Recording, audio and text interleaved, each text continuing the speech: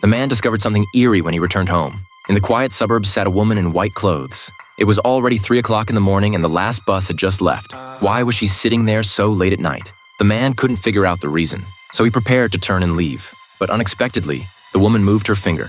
The man thought she wanted to say something, but after waiting for a long time, the woman remained seated without making a sound. The man thought it was just a coincidence, but the next day after work, he saw that woman again. She appeared in the middle of the night for 2 consecutive days. The man guessed that the woman might need help, so he approached with good intentions and asked. But her answer was very strange. She actually said she was waiting for someone. The man quickly reminded her that the last bus had already left, but the woman carelessly said, "It doesn't matter."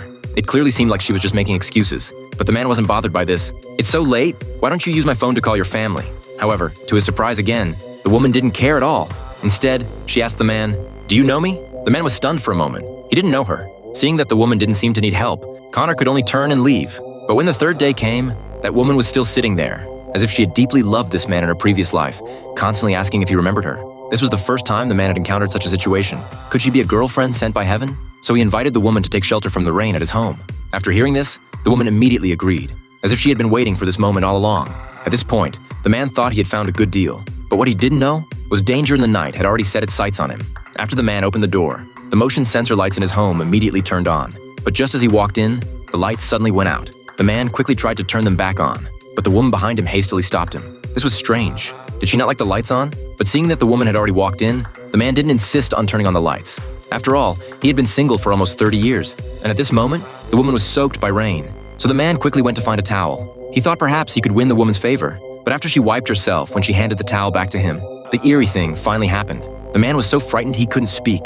The woman had fingernails growing from her fingerprints. At this moment, the man realized, this woman might not be a normal human being.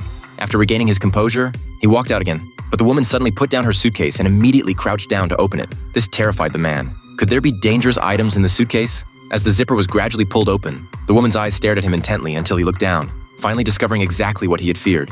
Inside were all kinds of metal knives. At this moment, the man trembled with fear. Now he finally understood. This woman was not a normal human being at all. After everything was over, the woman dragged her suitcase out, but a little girl was walking toward her from the opposite direction. The two passed each other under normal circumstances. Others wouldn't be able to see her, but the girl.